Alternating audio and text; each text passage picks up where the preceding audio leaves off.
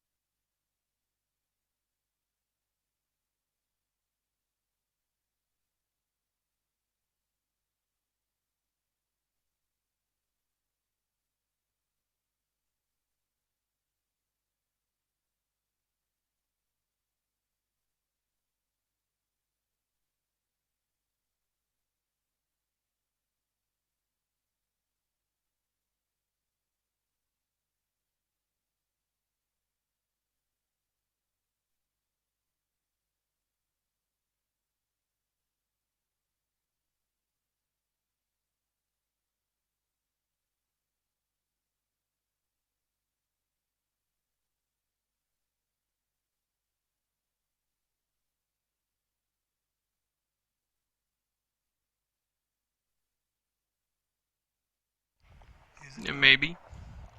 Well, we'll see. If it turns off again, just tell me and we'll look up some batteries or something. Anyway, you should call background to clear the frame buffer every time, because that will probably speed up your game. And you usually want to get rid of the graphics you've drawn. So, I'm going to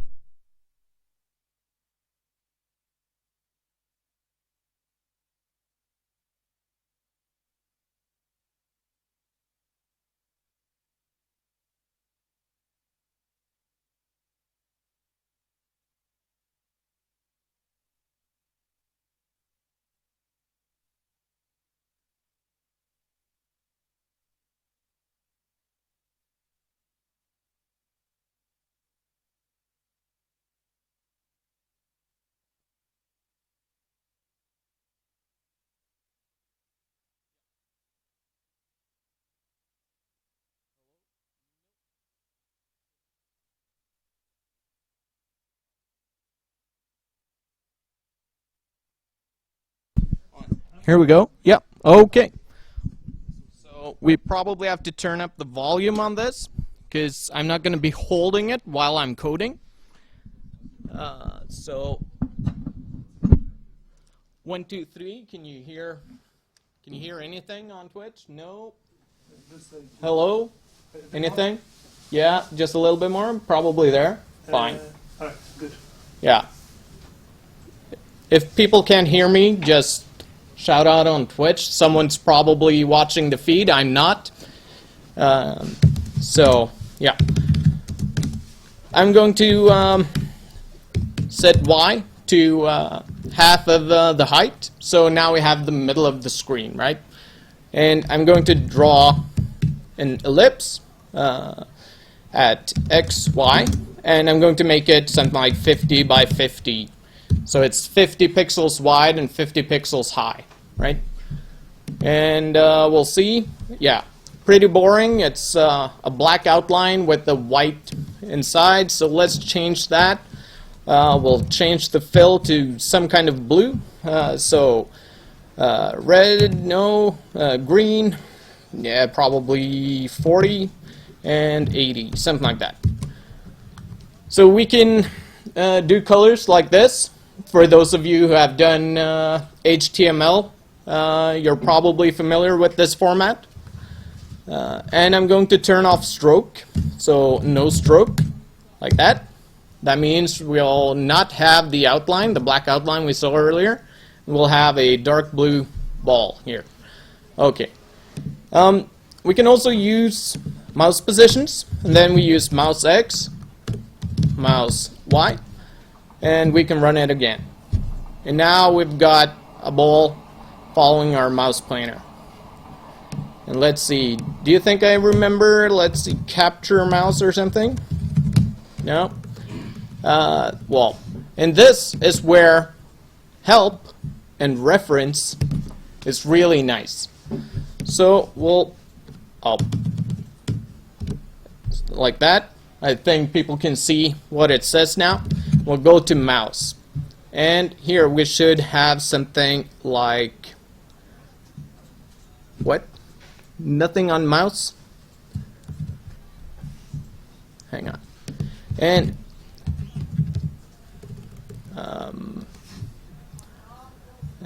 if we can't find it, we'll have to look it up in other code. So I'm going to open up a file. I have at least one game here, which should be doing it. So we'll do something like this, and we'll see. No cursor, right? So no cursor. Hide the mouse pointer. And it looks a little bit better, right? Because now we don't have the mouse pointer as well. So that looks nice. Okay. We still have float XY. So let's draw another ellipse there. We can make this one yellow or something. Like that. Ooh, that's not going to be the appropriate color, I think. We'll see. Oh, yeah. We have to draw something as well. We can't just change the color. So like that. X, Y, and 50, 50. 50 is like, yeah, okay. So the yellow one. Then we can try something like collision detection between circles, because if you're doing a physics-based game or some kind of action game, you're probably going to have collision detection, right? So let's do something simple. So we do like xdiff. That's the difference between the x coordinates. So we're going to do x minus mouse x, and ydiff, y minus mouse y. And if the square distance, that is the square of the xdiff, so we'll calculate the square like this. Xdiff multiplied equals xdiff. That means xdiff is equal to xdiff multiplied by xdiff, so the square. Same with ydiff. And then we can add them up. So we can do something like if xdiff larger, smaller than 100. That's twice the radius. No, sorry, 50, 25, and 25, right? So, or wide if smaller than 50, or xdiff plus ydiff smaller than 50, something like that. Then the fill is going to be yellow, and if not, we're going to have a fill that's, I don't know, red. And we'll see. Xdiff, yeah, okay, sorry. Float xdiff. We had to declare our variables appropriately. So now it's red, and it should turn yellow when they, oh, what?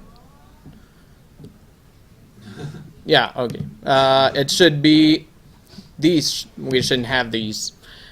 Those should be before squaring them, right? We have to square, after we square them, they're going to be much larger than they're normally. So if we had an if earlier, sort of if we did something like add a function for doing collision detection, then we could do that to break out earlier. Yeah, okay, something's not quite right. 25 squared isn't 50. 25 squared is not 50. No. Right. So 25 times 25. There we go. Yeah. Okay. Okay, maybe we have the wrong mode or something? No.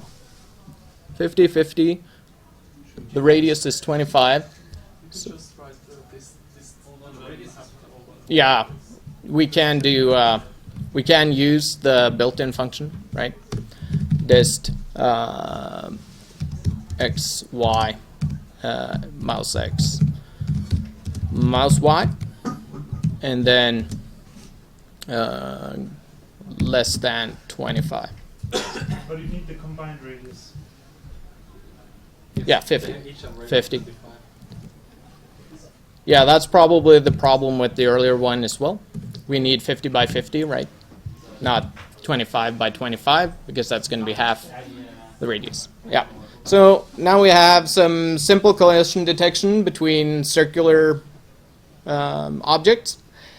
I prefer circular collision detection because usually your sprites are not going to fill the whole square. So if you have like a big square like this, and you fill it with graphics, then probably the corners aren't going to be filled out all the way. Sometimes you have to have square collision detection or rectangular collision detection, but usually that's much, much simpler. You just check the left edge to the other object's right edge, and the right edge to the left edge, and the top edge to the bottom, and the bottom to the top, right? How about square to rectangle collision? Well, a square is just a rectangle, right? It's a rectangle where all the sides are the same. So rectangles are general. A circle to a rectangle collision. Is it more complicated? Yeah, it's slightly more complicated because you're going to have to do something like line collisions with circles. You probably had that, and it's going to be line segments to circles, right? Because it's not an entire line. But line segment to circle collisions are well known. You can find algorithms for it online, mathematical functions for just about anything, and you can do, especially for convex polygons. There are many known fast algorithms for collision detection, but I'm not going to go through a whole bunch of collision detection algorithms. I'm just going to show a little bit of processing, right? So if you need specific algorithms, look them up online and just search for collision detection and the appropriate shape, right? And it will find the algorithm for you, probably on Gamasutra or something like that. So you can find just about anything. Yeah, so it's not a whole lot of fun watching these balls collide like this. So let's get started on something. I don't know. How many of you were here last time I did this? Just one guy. Okay. That's good because I haven't prepared any new graphics, so I'm not going to be making a whole new game. So I'm basically going to work with what I had last time. So I'm going to save this. So I'm going to go with Kung Fu Guy again. Same thing I did last time. And I'm going to copy the graphics from my repo. So I have a bunch of data here. I'm just going to copy that, and we are going to have to find my stuff here. Let's see, processing. There we go. Processing Kung Fu Guy. There. So now we have some data to load. So one of the things we could do is something like pimage. And a lot of processing classes have P something that's where whatever's following P is quite obvious, right? So for an image, you have P image. It's just processing image, right? So they prefix almost every class they have with a P. So P image, guy. Let's try load image and data. And I'm going to have to look in the folder because I don't remember all the names. So let's see, stance.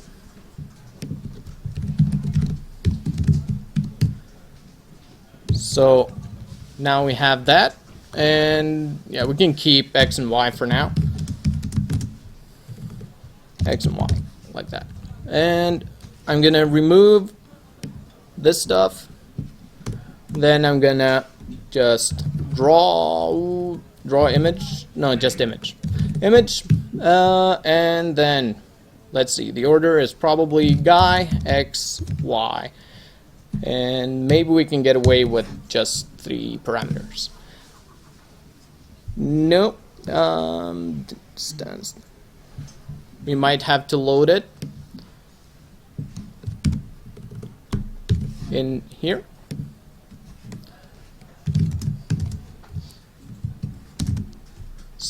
Or we're going to have to fix the name. Expected semicolon there. Yeah. Okay, so now we have a tiny guy there on the screen. He's a bit small, so let's go with something like scale 2:2. And this will scale up everything, and probably now he'll be drawn in the bottom corner, right? So, yeah, we can't see him even.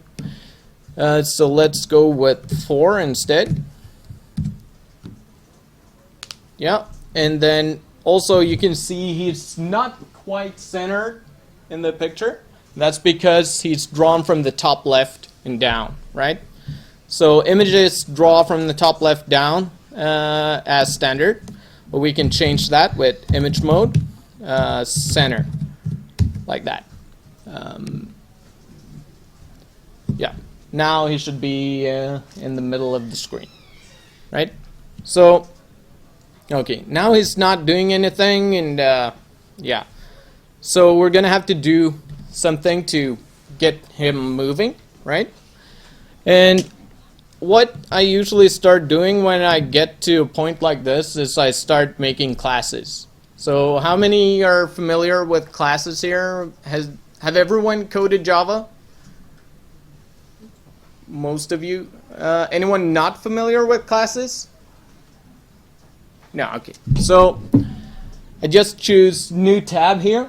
If it's hard to read, I'm sorry. I can't fix the interface font. I can just fix the editor font. So I'm going to go with a new tab. I'm just going to call it Guy. And in Guy, I'm going to have a class called Guy. So a typical guy has some kind of position, right? They exist somewhere in the world. And yeah, let's start with that. He's probably gonna have a method to be drawn, something like this, and then draw. And I'm gonna do just image guy XY. And what you're gonna see now is I'm gonna make a guy. So guy, the guy, because we already have an image called guy, so we can't call him guy, right? So I'm gonna go with the guy dot draw. So now we're gonna draw the guy, and no pointer. Oh yeah, right. We have to create a guy first. New guy. So the guy is a new guy, and oh, he's gone. He's off the screen. But that's a good sign, because that means his x and y coordinates have been appropriately overridden, because we can see here we've set x and y, but the guy's x and y are not set here, right? So if these x and y coordinates are going to work, we're going to have to do something like the guy.x and the guy.y, and now he's drawn in the middle of the screen, right? So some things are working. This is probably not a good setup, right? That we first create the guy and then later set the position. So we probably want a constructor in here. So we're going to make guy, and then we're going to do float x, float y. So your classic constructor setting all variables. So this dot x equals x, and this dot y equals y, like that. And then this doesn't work anymore. And that means I'm going to move this into the constructor, into the setup function. And we're going to do the guy equals new guy. And of course, we have to set the position like this. So, there. And let's see, the guy, 2 equals, sorry, there. And now it's set up in a more appropriate way. But with scaling like this, it's a bit weird to have to ensure that all the coordinates are correct and whatnot. So we probably want something that handles scaling better. But what you probably want to do is something like find the screen resolution and make the window as large as the screen, and then find the scale and set the scale appropriately, and also scale all the coordinates appropriately in your code, right? So usually I wouldn't be doing it like this, but we want to get something done relatively fast. Also, the image is not loaded in a very normal way. Like, we've got guy here, and we probably want the image in here somewhere, right? P-image. And I'm going to go with an array, so we can have more than one image. And I might even go with a double array. So we have 2 sets of... so we have different animations, right? We can have more than one animation. We're not stuck with just one thing. So, images. And we want that to be an array of some kind. It's a p-image array, and these just mean that I'm gonna set all the images in here manually, right? So I'm gonna use a... Has everyone seen this before? This kind of syntax for declaring all the elements of an array? Yeah, okay. So we can declare all the elements in here. So what I'm gonna do is, let's start with this one, and then we're gonna work through loading more images. So each of these are their own little array. So we're going to do something like this. Hopefully this will work just fine. But it could go horribly wrong. We never know. Could be that, yeah, guy doesn't exist. So now we're going to do images, 0, and 0. Hopefully that will work. Okay, so we've got an image of a guy, right? But we have way more images than just this one thing, right? So we're going to go ahead and add some more images. And let's see here. So we have punch 1 through 4. So let's add those. Load image. And actually I'm going to just copy this. And let's copy it with that one. And just do 1, 2, 3, 4. There we go. Remove these. So, and then change stance to punch 1. Let's copy that. And then just do something like this. Punch 2. And then punch 3. And punch 4. Right? Still, there's not much animation going on here because I haven't actually done any animating. And we're going to have to know something like int animation. Which animation are we working on right now? And then we're going to do something like int frame. Which frame in the animation are we on? So 0. And then I'm going to do something like int frames, frames remaining or something. And we're going to do something like 5. So we'll have that as a standard thing, like 5. Every image is shown for 5 frames. So yeah, let's make it 6. Then it's 1/10 of a second. So okay, so animation frame and frames remaining minus minus. So deduct 1 from frames remaining because there's not that many frames remaining anymore. And then if frames remaining is 0, we're going to do frames remaining equals 6. So I'm going to hard code all these things, and then I'm going to set frame to 0 and animation to 0, right? And shouldn't you just do frame? no. Oh, Shouldn't you increase frame? oh yeah, we should increase frame, and you're right. We should do frame plus plus, and animation should not change unless we have this state going on. So if frame modulo images animation dot length is equal to 0, right? Because we have increased frames, so it should not be 0 at this point already.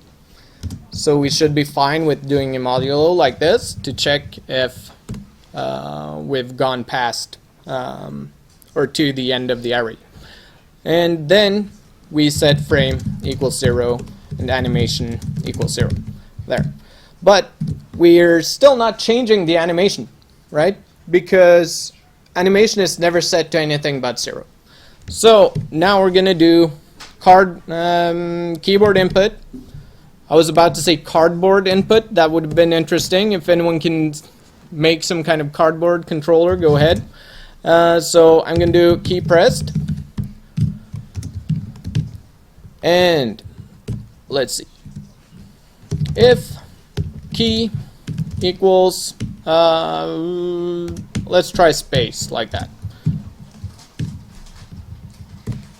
And if key equals this, then we're going to do the guy dot animation equals 0 and the guy dot frame equals 0 and the guy And you can see this is not frames remaining. Like, We're gonna move this into some function would it be in the better to guide. use like this?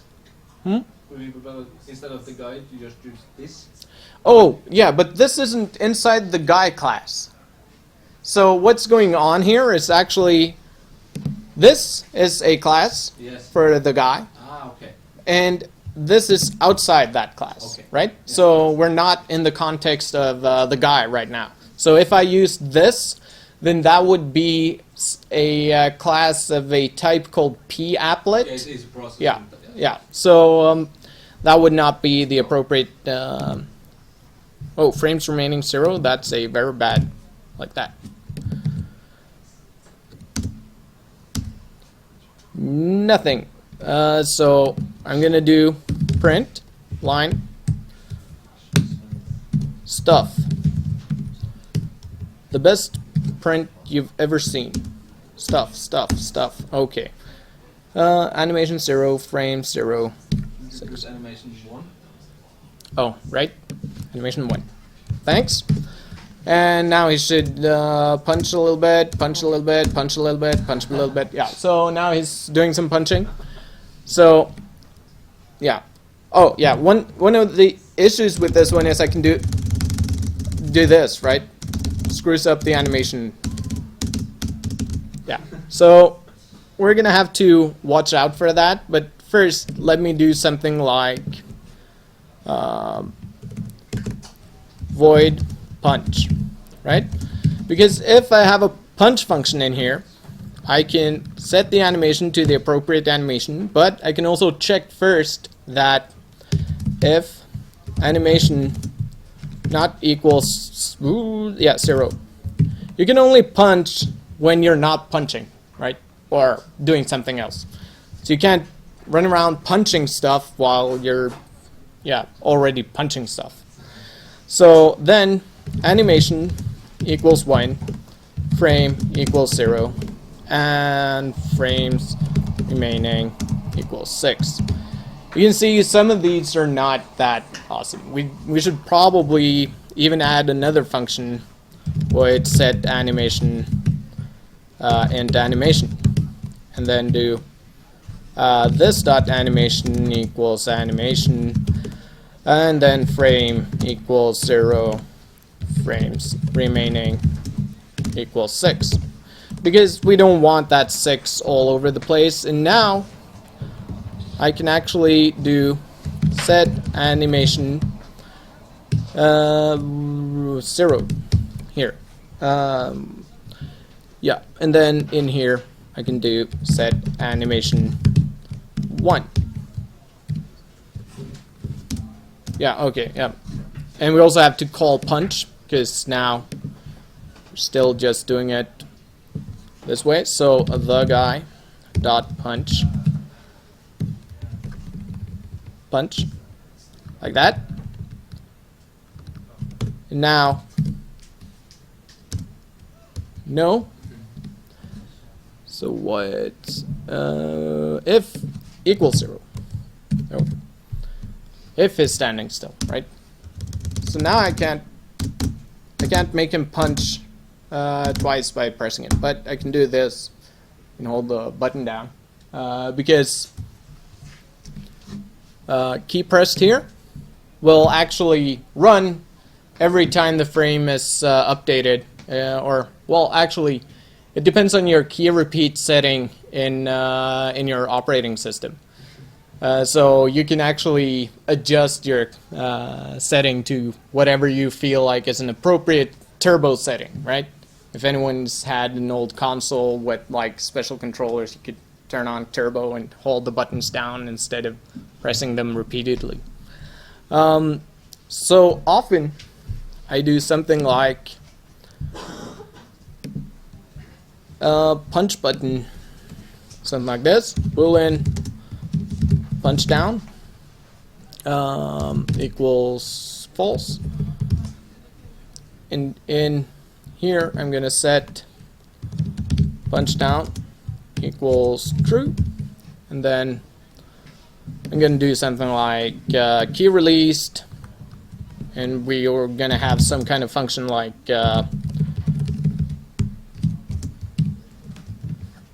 something like unpunch or whatever, right? So key space.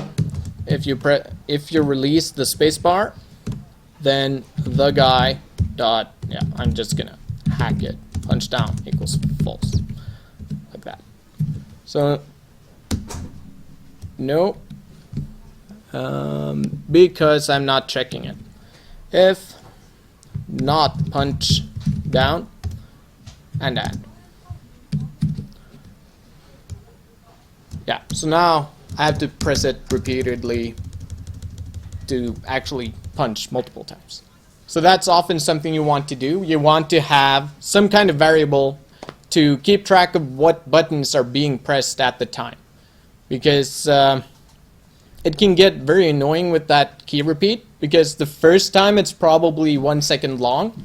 So if you're making a shooter, you're going to have something like maybe a 1 second pause, and then it starts shooting again, and then it shoots rapidly, right? And you don't want that. You want to have more control. So keep track of what buttons are being pressed. That's always good. You can use booleans.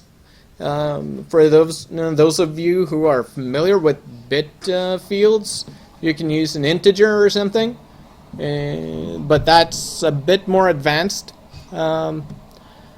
So yeah, we're gonna have something going on, because right now there's basically just a guy in the middle of the room punching air. So let's add something like some balls.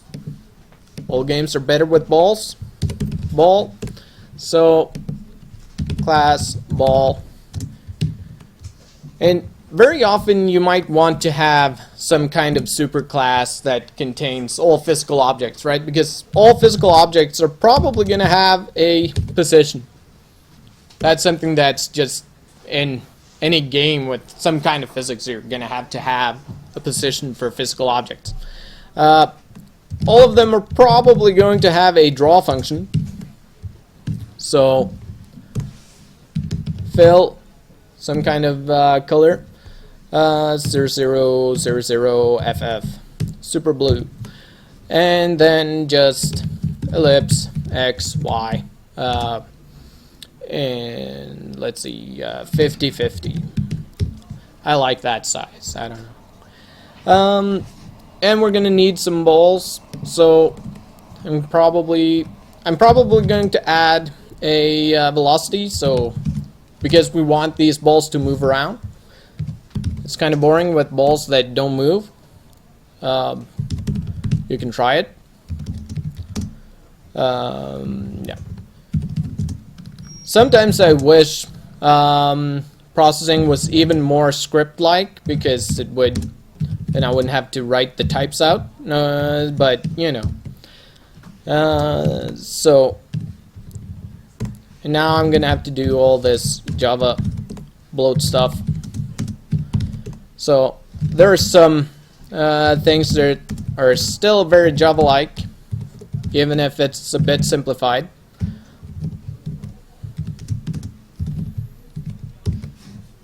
So let's do that, and then we're gonna do something like x plus equals vel x, y plus equals vel y.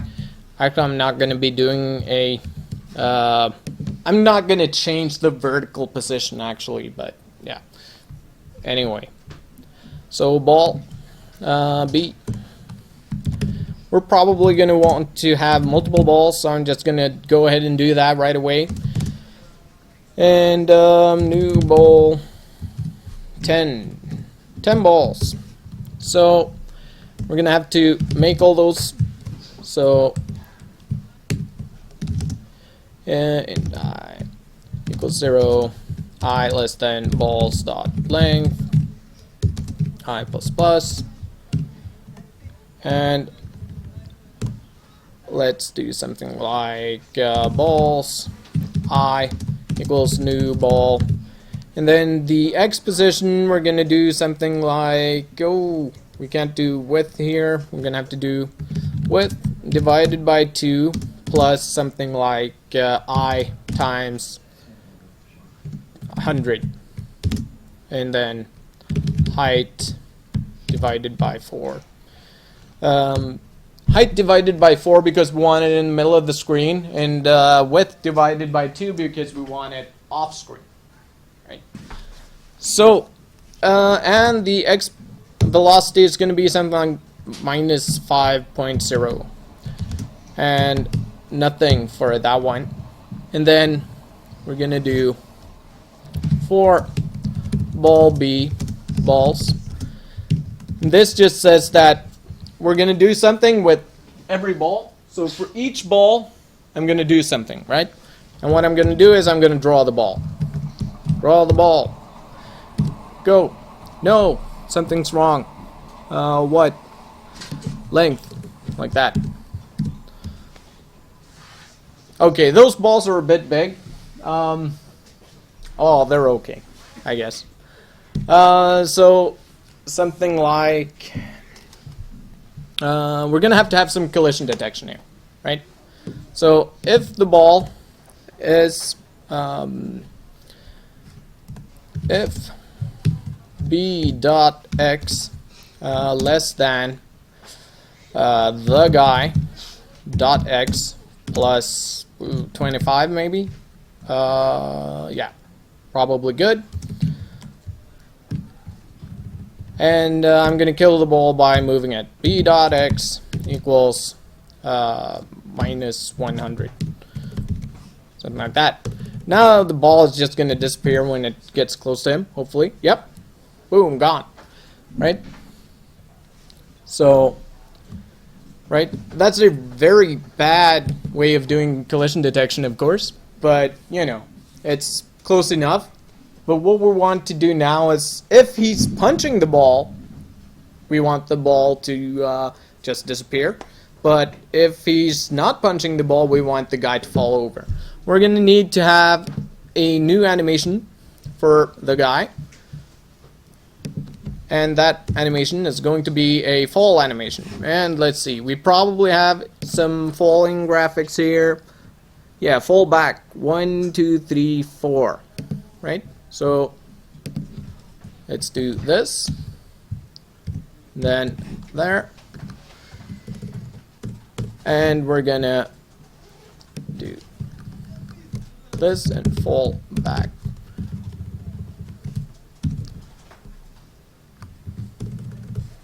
Fall back.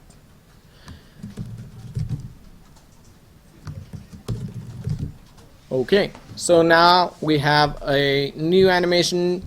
That means we're gonna have to do something like void fall.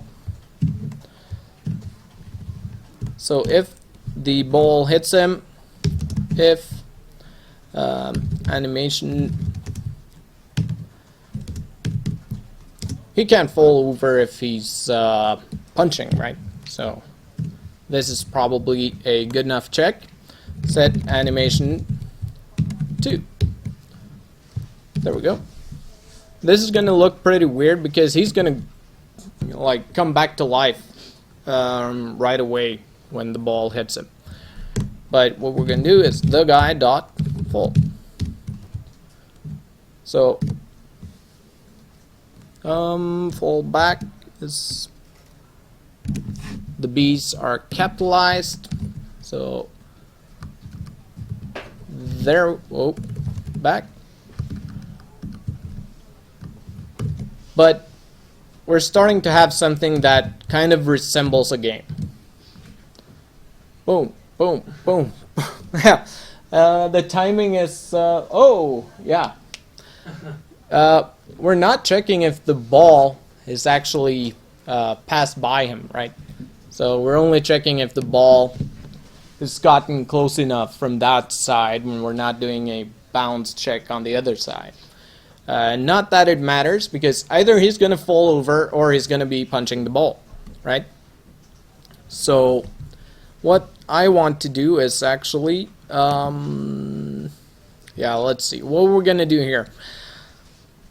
Maybe we should do something like the guy, or B dot collides the guy.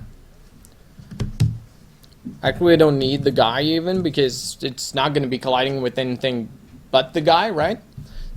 It's only the guy it can possibly collide with, and we can find that here. Collides. And actually, we can do something like if x less than the guy dot x minus minus 25. Ooh, plus 25. There we go. And then we can do the guy dot full. Or actually, we're not going to do the guy dot full just yet. We're gonna do. Yeah, we're gonna delete the ball. So the ball B. Yeah, we can't use for each. We're gonna have to do something like int. What?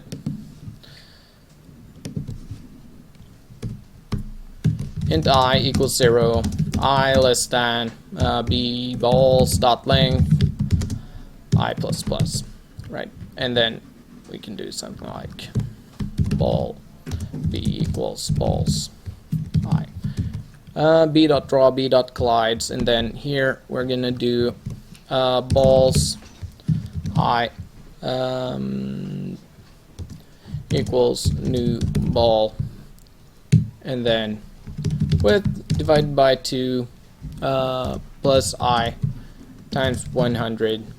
So basically we're resetting the ball height divided by 4 minus minus B dot vel x times 1.1. So every time a ball gets broken, it's gonna speed up for the next iteration. The guy dot fall, he's not gonna fall over unless he was not punching. So here we do this one, and then we do a if the guy dot animation not equals to 1, then he's gonna fall. The guy dot fall. This is very hacky, but you know, return true, and then return false.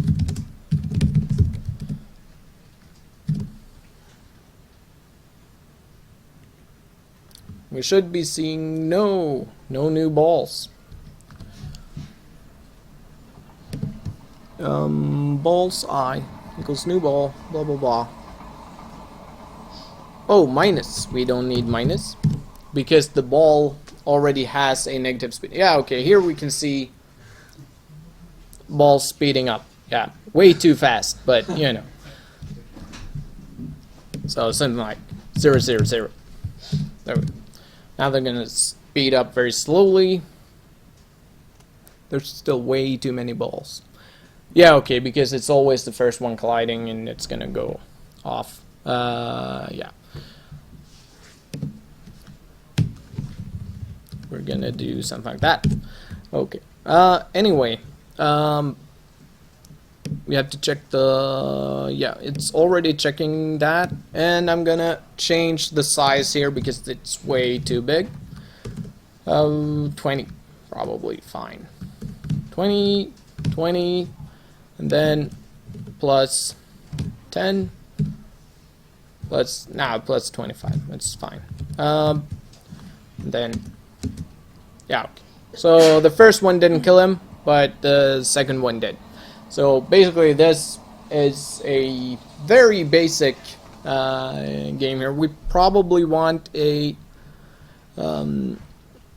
want to set some kind of flag like Boolean game over. Game over equals false. The game is going to start right away, and then if game over, we're going to do some other things. we're still gonna draw the guy, but we're gonna draw something like text. Let's see, something like x width divided by 4 and height divided by 6.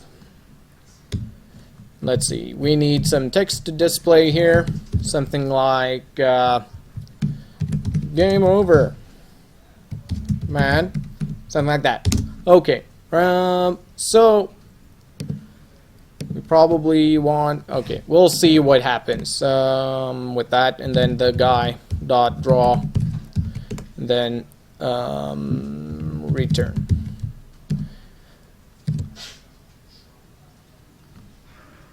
Oh yeah, we have to set game over. Didn't we do that? No. We can do that in Guy actually. When a fall happens, we can do game over equals true, like that. Is that a global variable Well, the thing is, it's like it's global, but it's actually all of these classes are inner classes. So they exist within the context of the global scope, right? So you can basically, they're placed just right after one another in a Java class. So they're classes inside this class. Oh, okay. Yeah. So they have access to all the variables that I place here. Did you do that intentionally to make them Yeah. subclasses? No, they're not really subclasses, Okay. but they're part of the p-applet object here. So they have access to everything within the p object. So they have access to, for instance, the guy and x and y here. Actually, x and y here we're going to remove because we don't need them anymore, like that. Could you also have made them just separate classes? Or just make them like that? Well, then you have to code things a little bit differently. Then you have to write the p-applet class yourself. You can do that as well. You probably do something like private, and it doesn't have access to them. Or? No, it would still have access to them. Okay. Yeah, because an inner class has access to everything, whether it's private or not. And this object has access to everything within those, even if they're private variables. So that's one of the things that happens with inner classes. But yeah, so private doesn't really make much sense in the context of processing, unless you're writing libraries, but that's a whole nother story. Let's see. Yeah, game over.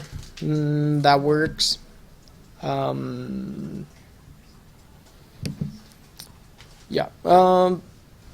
This is a typically really bad way of doing the game over thing, but very often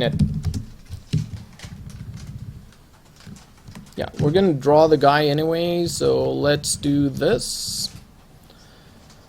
Either we draw the text or we draw the balls.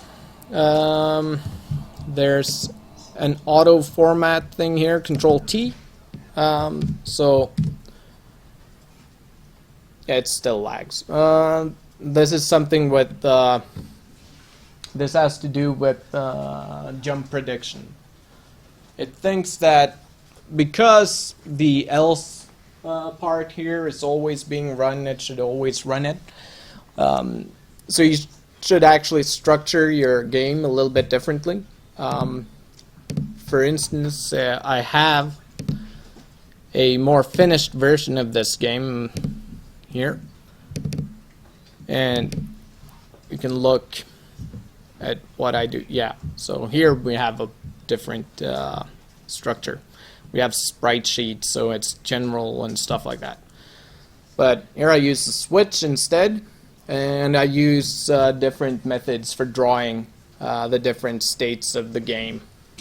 But you can see when the game is over, I also draw everything on the game screen still. So, but yeah, this is a basic framework for what you could do. there's one thing that's not that I don't show there. That's kind of cool here, and that's let's see here. You can see this. I'll scroll so that it's at the top. And here I do a push matrix, and I translate to the position of the guy. So I move where the drawing, where it should draw stuff, and then I scale it by the direction. The direction is either -1 or 1. It's one of those two. And if I scale it by -1 in the x direction, I'll flip the image around. So that's a way of mirroring the image instead of making graphics twice, right? Because if you want them to be able to turn left and right, you're going to have to be able to draw in both ways, right? So direction -1, then he turns around, and direction when direction is +1, he's pointing in the right direction instead of the left direction. And yeah, you can see I had something like set animation here, and punching, kicking, and so on and so on. And for every button you could press, I had a different function. And collides thing, slightly more advanced because we had balls that were high and balls that were low. Can So you run this game? yep.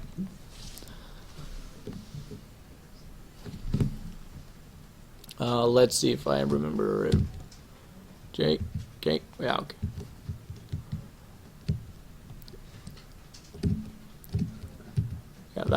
Yeah, okay. And here animations are having, instead of having a fixed speed, they have a different speed setting for each animation. So it's a bit more advanced. That's part of the sprite sheet class. So yeah, images and then animations. Each animation consists of well, one part of the array is which frame it should look up in the images array, and the other is the speed. How many frames should this image be shown? So yeah, and this thing is available on GitHub if you want that. So if you want to play around with the whole finished game, you can go to GitHub/SARDTOK and Kung Fu Guy. And here you have the whole thing with all the graphics and everything set up. And the slightly more advanced sprite sheet. And you can just grab the sprite sheet off there and use the sprite sheet if you want for your game instead of writing it up yourself if it fits your needs, right? So, yeah. Yeah, I think that's pretty much it. If anyone has any questions. Nothing? Will you be around? Maybe. I'll probably be here on Sunday at least, and there are other people who know processing here. I think there's pretty many people who know processing here. At least Persign. You know him? I think he's sitting in like a few rooms down here, Okay. and he's probably going to hold some lecture tomorrow, isn't he? No, he's not my lecture this time. No, okay. But he knows processing pretty well. Roger knows processing pretty well. Yeah. And, you can probably find me on Facebook or whatever and ask me questions there or email me. So I can always answer questions even if I'm not here. Yeah. Thanks.